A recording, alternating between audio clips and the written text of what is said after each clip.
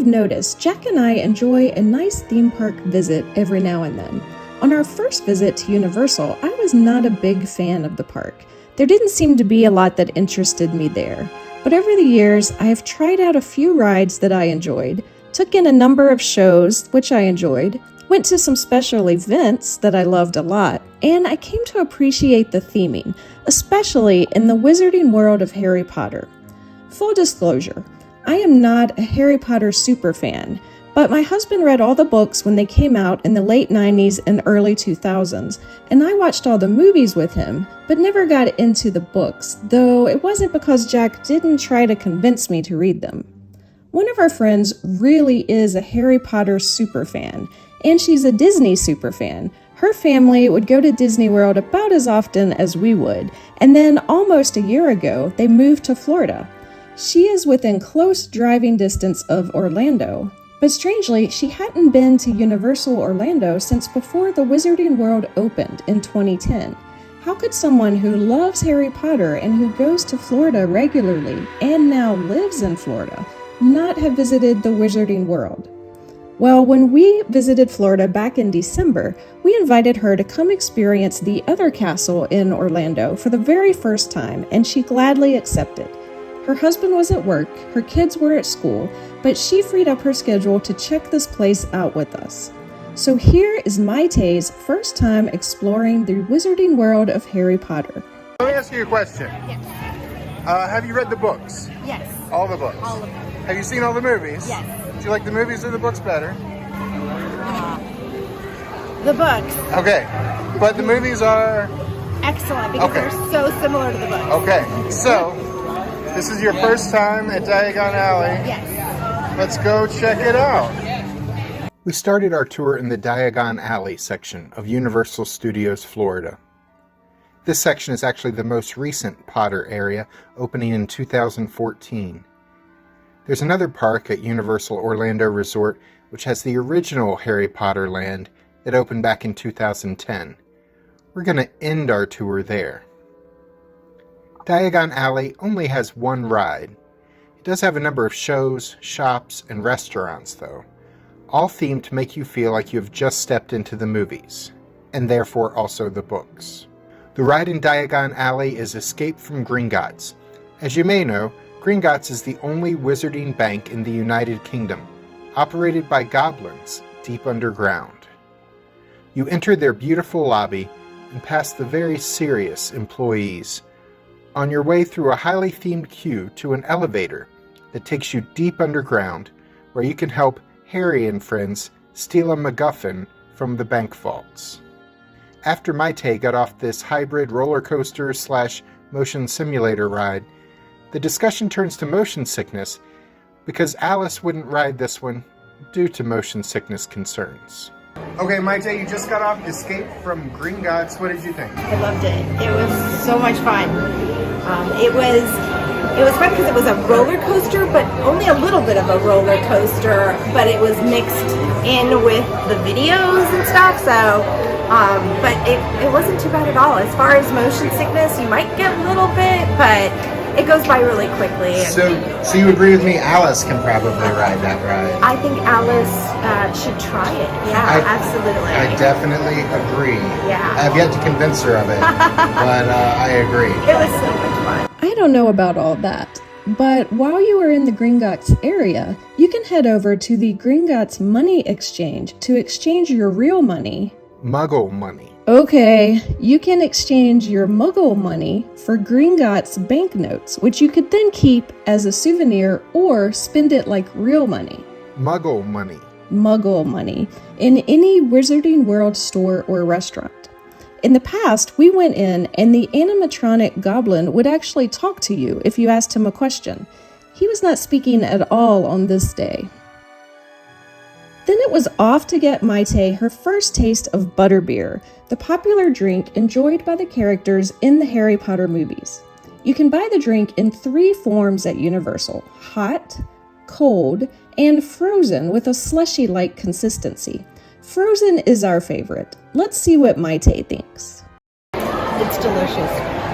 It is delicious. It is. What's it taste like? So the top tastes like what we like a hot buttered rum, but the actual liquid tastes more like cream soda. But you've got the like nice, creamy, frothy, buttery top. Oh, it's so good. Now, you got cold butterbeer. Mm-hmm. You also had a sip of our frozen butterbeer. I'd recommend the frozen. Frozen, very good. Somehow it has more of that buttery flavor to it than just the regular butterbeer. Right. And they also sell hot, but it's Florida. Yeah, it's a little warm today. Then we visited Nocturne Alley, a shopping area devoted to the dark arts, a dangerous place that is difficult to film. Okay, we just visited Nocturne Alley. What did you think of Nocturne Alley? I loved it. I like the interaction when you go in and you see the skeleton of that mer person, and you've got the paintings that are coming to life and actually moving. And then when you go into Borges and Burke's, that one's cool. That's very cool with all the excellent theming. But they've got all those like little knickknacks, not just the t-shirts and stuff, but they've got everything that has to do with the movie. Right. And it really feels like you're there. I kept expecting Hagrid to come out and take us away because we were in the wrong place. Next, we took in a show featuring the Wizarding World's most popular singer, Celestina Warbeck, and her backup singers, the Banshees. She is apparently known for her hit song, You Stole My Cauldron, But You Can't Have My Heart. However, we were visiting in December, so they were singing hits such as My Baby Gave Me a Hippogriff for Christmas and Accio Christmas. All right, we also saw Celestina Warbeck in concert. It was her Christmas concert. What did you think of Celestina Warbeck? I thought she did a really great job. Yeah, and I liked the theming also for the Christmas songs. So they were very unique. But it was a lot of fun, and I enjoyed that. Yeah, I love that they didn't have traditional Christmas songs. It was like Christmas songs set in the Wizarding World. Exactly. So, yeah. Very cool. Because we all want a hippogriff for Christmas now. Yes, I do want a hippogriff for Christmas. Okay, one last question. Was Snape a good guy or a bad guy? Good guy. Are you confident? I am confident. I am all about Snape. Snape was good? Yes. Okay. I was confused. Thank you for clearing that up. This stage in Diagon Alley is also used for puppet shows based on stories from The Tales of Beedle the Bard, a collection of stories for young wizards mentioned in the Harry Potter films. We love these puppet shows, as well as Celestina Warbeck. We had lunch at the Leaky Cauldron, a restaurant serving wizards' traditional British fare, including bangers and mash, fisherman's pie, toad in the hole, and fish and chips. We actually came here with our friends Charles and Melissa a couple years ago, but never used the footage because we got so distracted trying to figure out what Scotch eggs were that we never really got around to filming a review of our meal. What does it taste like? I have more questions than answers. There is a certain taste to it I can't put my finger on.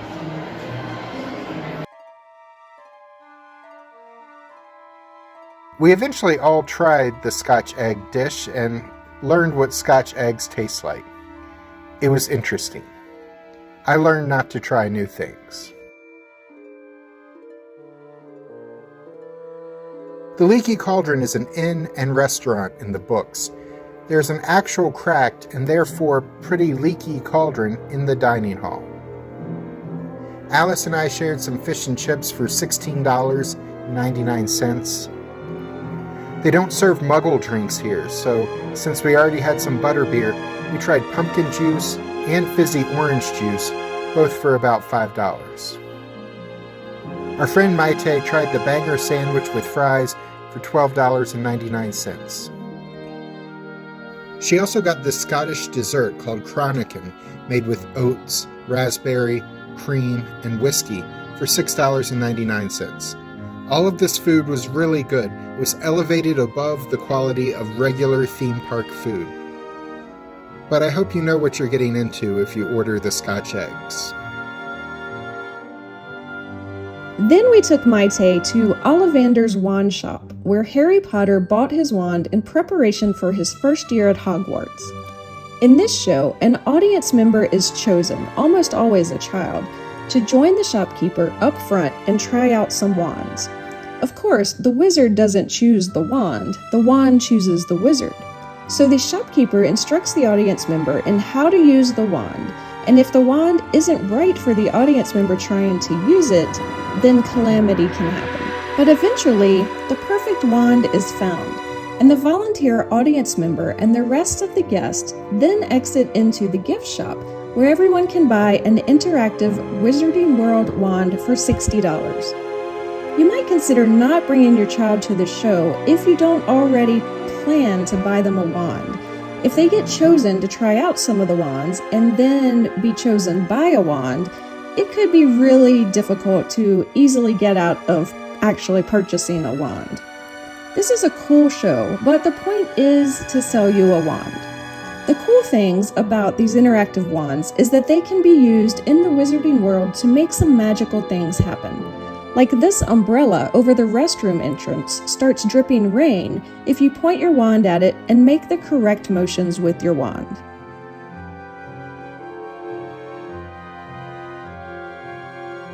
Both Wizarding World locations have other themed shopping areas that are really cool to see as well. You can't miss going into these shops as they are part of the show. But again, remember, these really fun, well-themed areas are designed to separate you from some of that muggle money by getting you to buy Wizarding World merchandise.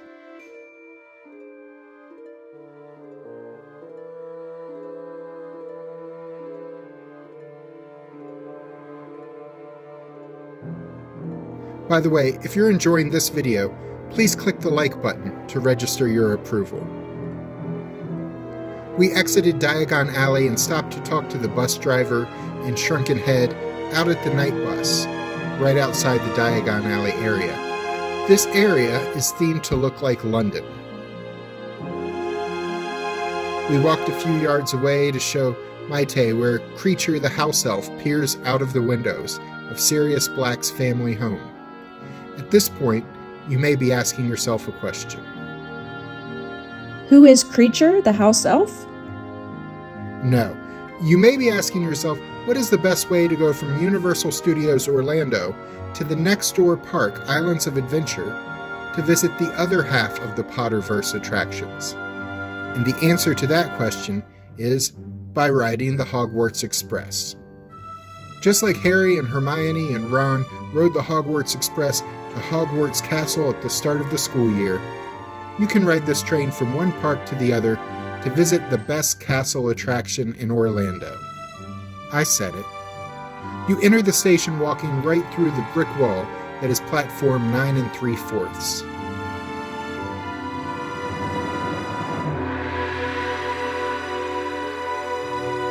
The train to Hogwarts is more than just a train ride. The windows are actually screens that look like you're riding the train through London, and then on through to the Wizarding World.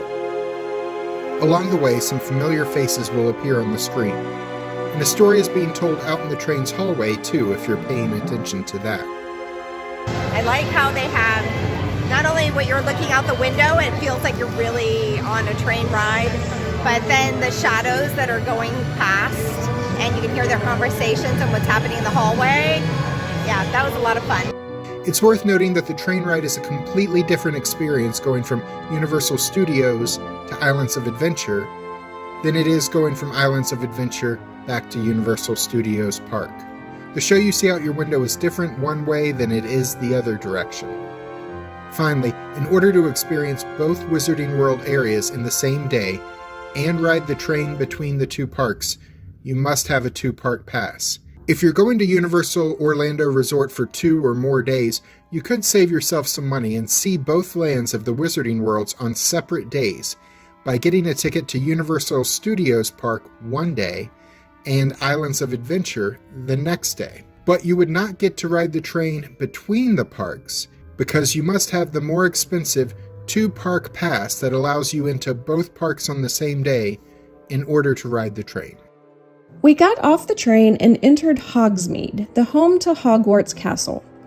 I will go ahead and state up front that no one from our party rode Hagrid's motorbike adventure.